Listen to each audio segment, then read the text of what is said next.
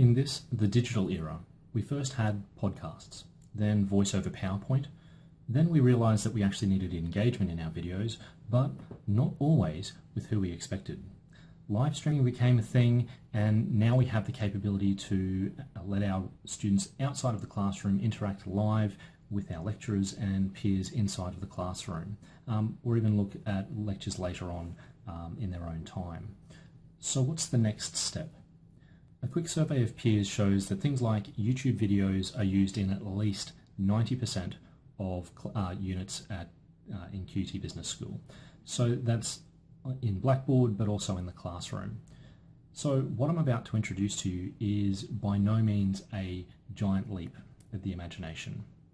What I'm about to show you, I want you to think of as the next wave of digital media that allows true engagement, rich content, immersive content that allows our students to explore ideas and spaces at the same time in either a classroom environment, at home in their own time, even for assessment items.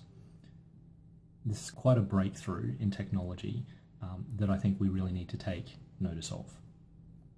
So to do this, let's start this video again in a prose that's a little bit more fit for a University of Technology.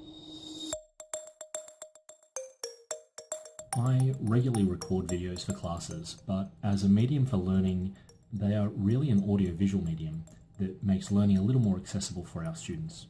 I get excited about how we can rethink the use of technology in teaching business, and seeing 360 video as an emerging new medium, the possibilities far exceed current capabilities of video. So just how immersive is the experience of 360 video? Now, there are a few options, all of which are readily accessible to students and staff alike. If you have a smartphone, just click on the links that appear shortly in this video or in the video description below. Once the video loads, just move the phone around to look around within the video. If you are on a desktop, again, click the link, but don't fret about having to move your screen. Instead, move the mouse cursor over the video, click and hold the left mouse button, and move your mouse in the direction that you want to look in the video. If you have access to something a little bit more exotic like Google Cardboard or any of the other virtual reality devices out there, then you can use that too for the most immersive experience. Okay, ready? Click the first link here and visit Hamilton Island and take a dive on the Great Barrier Reef.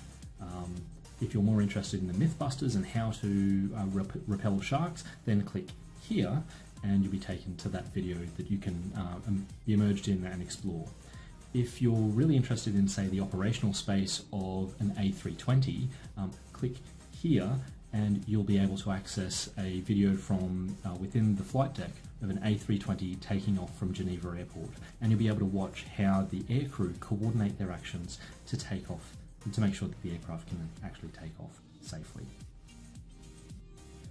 While these videos show some interesting commercial capabilities, very little has actually been done in a university setting beyond remote sensing capabilities for some research projects and some university tours. QUT's made some progress with respect to virtual reality and some interesting applications of augmented reality, but for students it's still not a self-exploratory tool.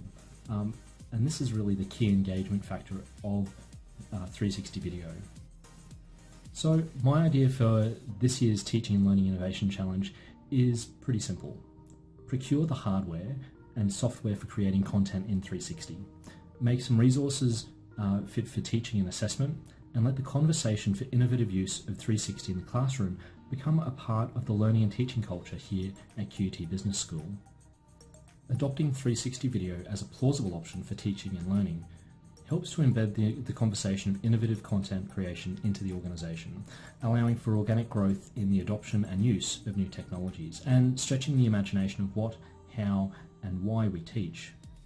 Now, this idea isn't free, but I don't think it's going to break the bank either.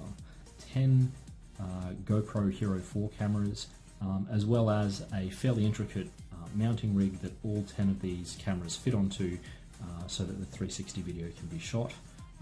That then also requires some software for stitching all of that video together and for file management to make the editing process far more efficient.